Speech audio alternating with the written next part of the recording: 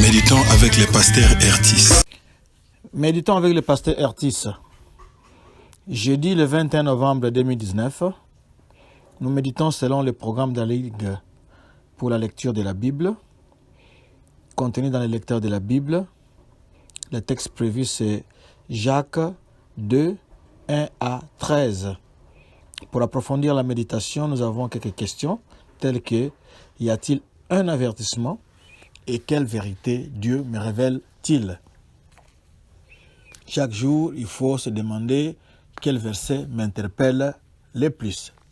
Prenez vos Bibles, nous allons maintenant méditer. Mais avant cela, nous devons prier parce que c'est la parole de Dieu et nous avons besoin de Dieu pour qu'il nous conduise dans toute la vérité. Père Tout-Puissant, merci de bénir ces moments. Merci aussi de parler à mon frère et à ma sœur. Nous te glorifions et t'exaltons pour tout, au nom de Jésus-Christ. Amen. Shalom, bien-aimés. L'apôtre Jacques, dans ce texte, il nous parle du test de l'amour fraternel. Alors, dès le premier verset, parce que c'est là que nous allons commencer, il nous dit ceci. Il nous parle de « Mes frères, que votre foi en notre glorieux Seigneur Jésus-Christ, etc. » Ce verset affirme de façon très explicite la divinité du Seigneur Jésus-Christ. On pourrait traduire ainsi: notre Seigneur Jésus-Christ, la gloire.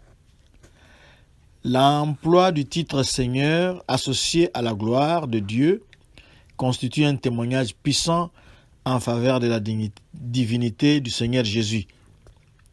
De plus, ce verset nous indique que toute discrimination terrestre disparaîtra dans la présence de Christ et devant sa gloire, car il n'y aura plus de favoritisme. Au verset 5,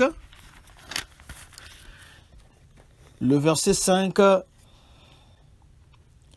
nous parle des héritiers du royaume. L'héritage ici signifie plus que entrer dans les royaumes. L'héritage ici a un sens plus vaste. Il comprend aussi gouverner ou régner avec Christ. On peut lire 1 Corinthiens 6, 9, Galates 5, 21, 2 Timothée 2, 12. Avançons au verset 9. Là-bas, nous voyons que l'apôtre Jacques fait allusion au texte de Lévitique 19, 15 qui interdisait les favoritismes, surtout entre les pauvres et les riches. Vous savez, cette tendance-là naturelle à négliger ceux qui sont pauvres, ceux qui sont pauvrement habillés, et à trembler devant ceux qui sont riches, ceux qui ont un certain pouvoir. Quand ils entrent dans l'assemblée, les protocoles mobilisés, les diacres viennent saluer, mais quand il s'agit d'une pauvre personne, et personne ne les regarde même. Vous verrez la personne se débrouiller, trouver une place pour s'asseoir dans l'assemblée. Alors ici, l'apôtre est en train de stigmatiser ces faits-là. Il ne veut pas qu'il y ait de favoritisme. Considérer les riches et négliger les pauvres. Or, le pauvre n'est plus pauvre à cause de sa foi en Christ. Parce que tout l'héritage de Christ est passé à lui, même si, visiblement, nous les classons parmi les pauvres, mais du fait qu'il est le propre frère, la propre sœur de Jésus-Christ, il n'est plus pauvre et nous devons éviter ces favoritismes-là.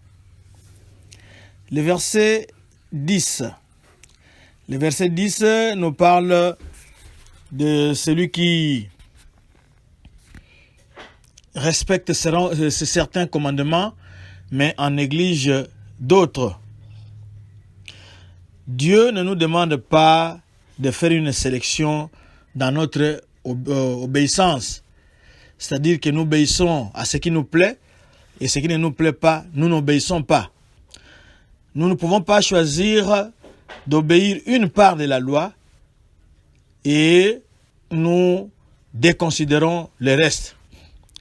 Quelques pharisiens étaient coupables de ces péchés-là. Ils observaient soigneusement les exigences de la loi. Par exemple, garder le sabbat. Mais ils ignoraient d'autres. Exemple, honorer leurs parents. Nous pouvons lire Matthieu 15, 1 à 7. Le péché est la violation de la droiture de Dieu. Parce que c'est Dieu qui a donné la loi.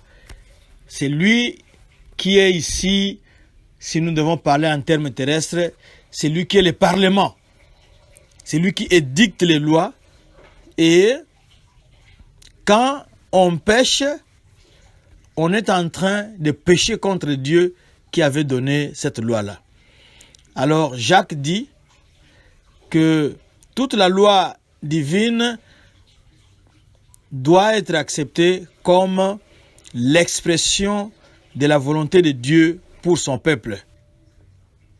Si nous violons ne serait-ce qu'un commandement, nous nous séparons ainsi du but, de la volonté et du but de Dieu pour notre vie, pour son peuple. C'est pour cela que certaines personnes ont même dit que 10 moins 1 n'est pas égal à 9, mais égal à 0. C'est-à-dire que s'il y a par exemple 10 commandements, vous péchez contre l'un des commandements, vous êtes coupable envers toute la loi. Nous allons terminer ici avec ce verset 10.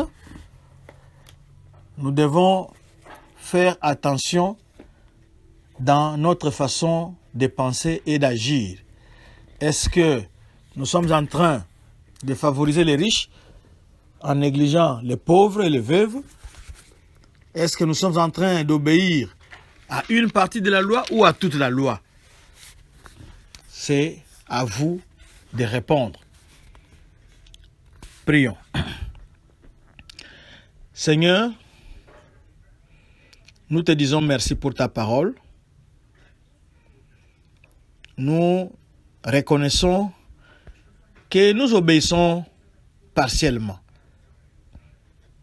Nous obéissons à certaines lois, tandis que nous rejetons d'autres. Nous faisons exception dans nos assemblées de quelques personnes, surtout s'ils ont un portefeuille garni ou un compte bien fourni en banque.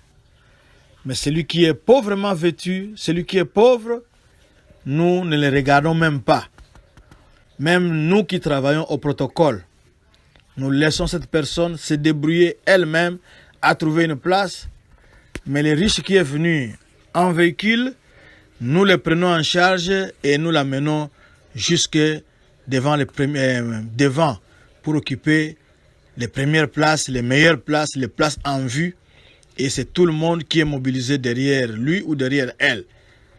Ce sont des péchés qui ne t'honorent pas. Nous demandons pardon, que tu nous laves avec le sang de Jésus, Que cette parole que nous avons écoutée aujourd'hui, ô Seigneur, qu'elle trouve une place et une place favorable dans nos vies, dans nos cœurs, et que nous puissions la mettre en pratique pour ta seule gloire, au nom de Jésus-Christ. Amen. Notre adresse Facebook, Église Doxadeo Lushi. Lushi, c'est LSHI. Pour YouTube et Twitter, c'est Église Doxadeo Lubumbashi. Visitez notre site web www.églisedoxadeo.com. Vous y trouverez beaucoup de ressources pour votre vie spirituelle. Que Dieu vous bénisse. Ciao.